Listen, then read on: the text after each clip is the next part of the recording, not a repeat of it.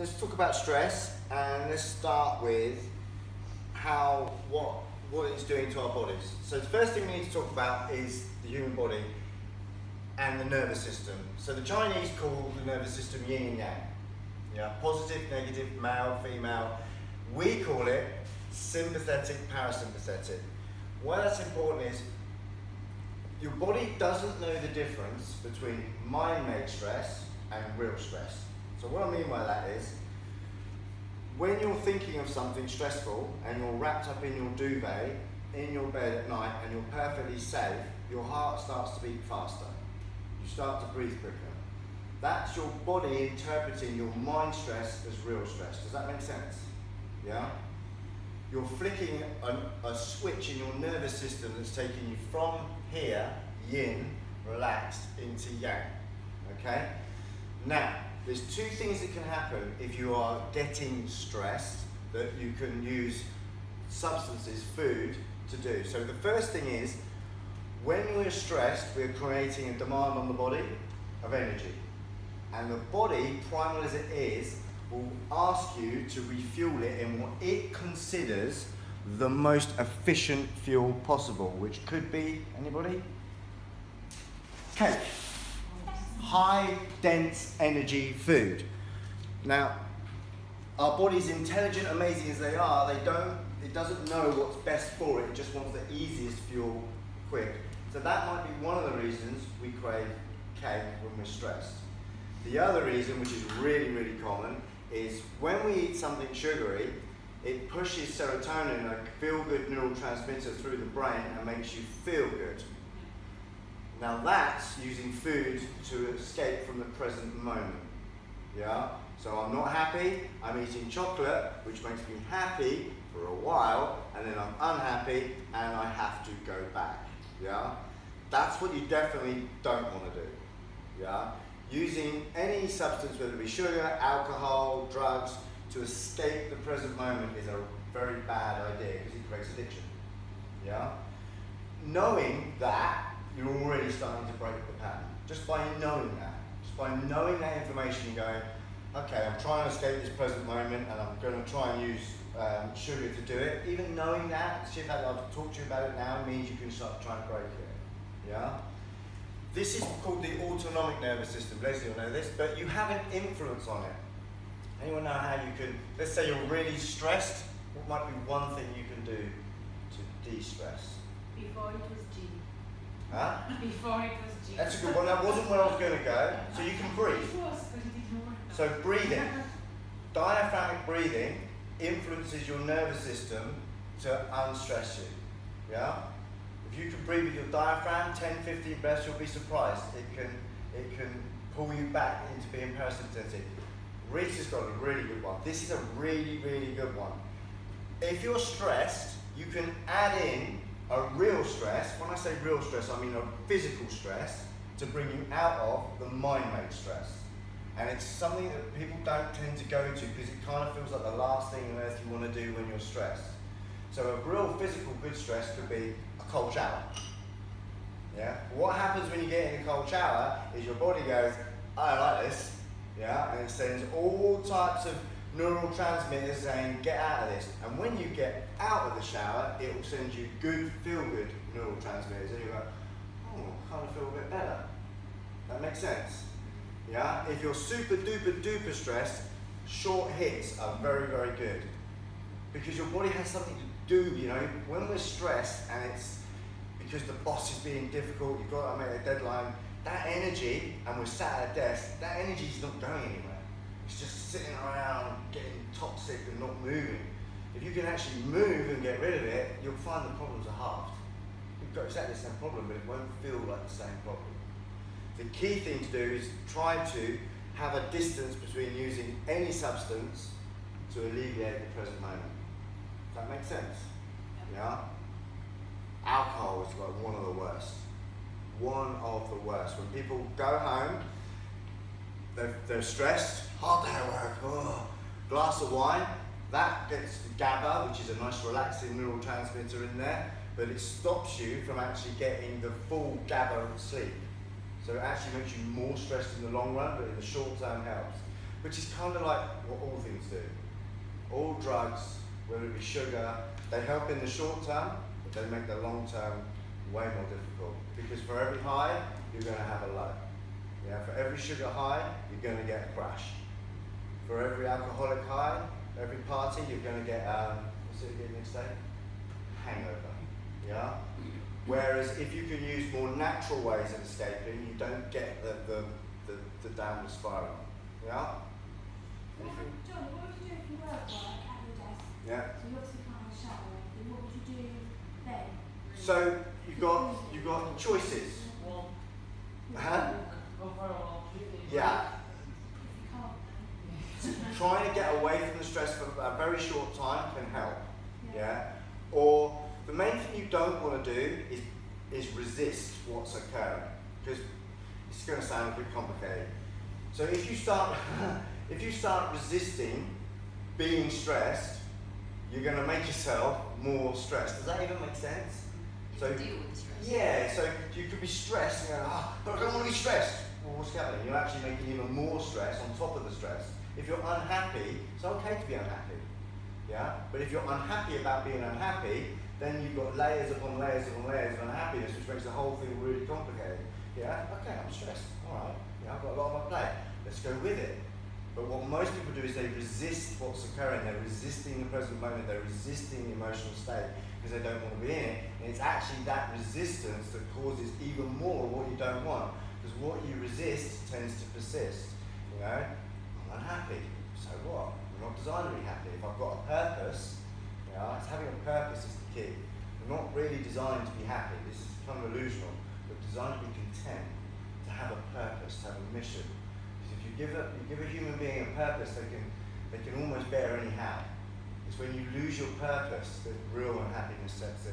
Does that make sense? Hyperpressive breathing is quite a good thing to do at your Breathing, desk. man.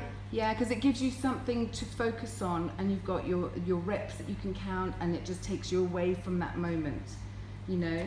And of course, you don't have to leave your desk. So Yeah. it's like going for the walk, but you're not actually having to Breathing leave is your really desk. good. Diaphragm breathing. I use a thing called inner body meditation. So if you could quieten your mind down, put your attention into your fingers, you can feel them tingle.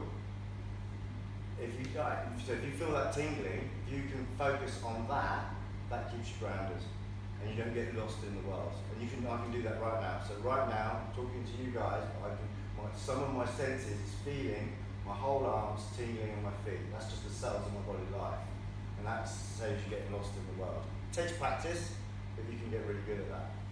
Yeah, inner body meditation, and you can work away and do that all the time. You can survive. I used to get really stressed in when I used to proper day job, and I used to just take myself away in my mind for 5 minutes, just thinking of a good place, somewhere I liked, holiday, or this, that, and the other, and just focus on that, and then you just feel, Yeah. There's a famous drug trafficker used to do that. So when he's walking through customs, he used to visualize himself with his wife on a beach, having a nice drink, having a nice time. He would make it a practice. So of course, as he's walking through, his parasympathetic nervous system would be in charge. His sympathetic wouldn't. He wouldn't get pulled. Yeah, I'm not saying drug trafficker. I'm just saying you can. It's like a kettlebell swing. You know, being good at this takes time and practice. The more you do it, the better you get at it. And when you're not very good at it, you can get lost. But example, you've got half an hour for your lunch. You go to Marks and Spencer's. You grabbed your eggs and your keto food. You're going to the queue and you're in the wrong one. You know the one that doesn't move, and the person's got something like that barcode. You know the queue I'm on about, right? At that moment, you've got a choice. You can either go into a different queue, you can either stay there and accept it, or you can get stressed. Or what I like to do when I'm in that situation is go, okay, well now this is a chance to practice my breathing. Rather than going, oh hurry up, it's not going to do anything. It's like me shouting at the iPad to change songs. Change songs, it's not going to work. It's insane. Whereas you can change the whole situation by going, okay, now we're going to do a bit of inner body meditation on my hands. Just letting it flow, a bit of breathing. I even visualise like doing stuff, you know, like jiu-jitsu and stuff when I'm in those cues, and then all of a sudden, oh, you're being served.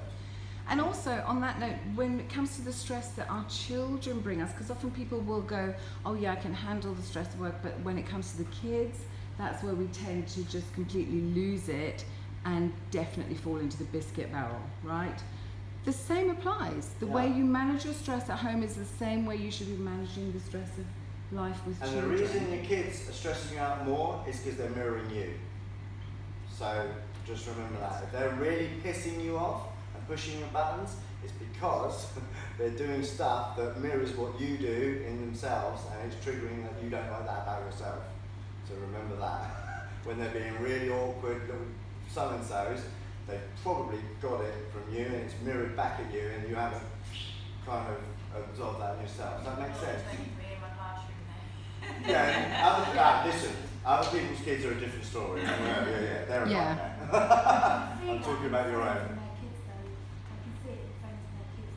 Yeah, we can see it in other people. Can we see it in it's our hard own seeing children yourself. though, and in ourselves? That's the key. Yeah. It's very, very easy to con I was ourselves. a PT at Fitness First. There was a girl in there named Greta, and she was good PT. She had good movement, she wasn't a bad PT at all. She done lots of freestyle stuff, really cool. She didn't do anything unfunctional, she was good. But she was very girl powerish, kind of woohoo, go, and overt was an understatement. She was loud, and she used to piss every single male and female other PT off. I couldn't figure out what it was about her that was annoying me. I was getting annoyed, stressed, it's all the same stuff. Until I figured out that when her clients were gone, she was miserable, like miserable. And as soon as Leslie turned up, hi Leslie, let's go. Leslie would go, Leslie would, huh? I was like, oh, she's disingenuous. I don't like that, yeah? And then, one Friday, I'd had 10 PTs in a day, I was feeling like shit. I just wanted to go and have a cup of tea, to be honest. And in walked Jim Weaver, and I went, hi Jim, ready to train? I was like, oh shit. I'm disingenuous too. Fuck. So what I did was, I was reading a book about it at the same time, which is how it all happened. What I did was, I made a deal with myself. I was like, oh okay, I need to be disingenuous at times, but at times when I can be honest, I'm going to be honest, and it's never happened to anyone here, but sometimes people turn to PT and I say, Joe, I am not feeling it today. I think we should just call it a day, or we can try it, and halfway you think the session's shit, we're just going to give up, or I just say, Joe, it's not going to happen. I'm not going to give you value for money today. I don't feel I've got it in me. And people are cool. The first person I did that was with Jim Weaver. He turned up on a Friday, I was like, Jim, I ain't feeling it. He goes, no worries, mate. I'll train myself. 6 years later, I'm still training. Groups, you've got to suck that shit up. You know, you guys are coming in the morning here, I might feel like shit, and I'll be like, hey guys, let's go, let's do this here. I mean, I'm pretty honest, but I accept that there are times when I have to be disingenuous. What that meant was, all of a sudden, Greta's coming in, I'm feeling compassion for her now. She wasn't annoying me, not even in the slightest. I was thinking, oh, poor you having to put that act on when you're not in that place. That sucks, man. We started actually talking and we actually became friends. But more importantly, when we're on the PT floor, everyone else is, she's annoying, and I'm just thinking, yeah, that's not real, I feel sorry for you. And my whole energy for my own self is better, because I kind of figured out she was disingenuous, but the only reason it was pissing me off was because I wasn't happy with my own disingenuousness. We'll look that one up. The disingenuous energy that was living in me, I wasn't happy with. And try and remember that with other people, because it tends to be when someone's a bit nasty or mean, it tends to be bigger in them, but it's in you but much smaller. And it's that part of yourself you haven't quite come to terms with. Yeah? Come to terms with it, you start to feel a bit more sorry for them rather than, look at that dickhead. Because at some level, we're a dickhead too, but just probably smaller. That's why we see them and they don't see us. Does that make sense? Cool. Thank you. Just remember the sugar one. You could be trying to escape the present moment. That is not a good idea. Yeah? Could be that you need energy. The body's giving you a wrong information. It wants sugar, but what it wants is energy, so give it energy. Give it a keto energy. And if that's the case, it should pass. If you have high energy keto food and you still feel like shit, it's because you're not at one with the present moment. I mean emotionally. yeah? And then you need to do Leslie's exercise, hyper exercise, cold shower, anything. A pattern interrupt, doesn't matter. Gonna go, a pattern interrupt works, yeah? Say something weird and silly like, those socks are odd, Rita. You'll be surprised that they're not, but pattern interrupts really work. Cool.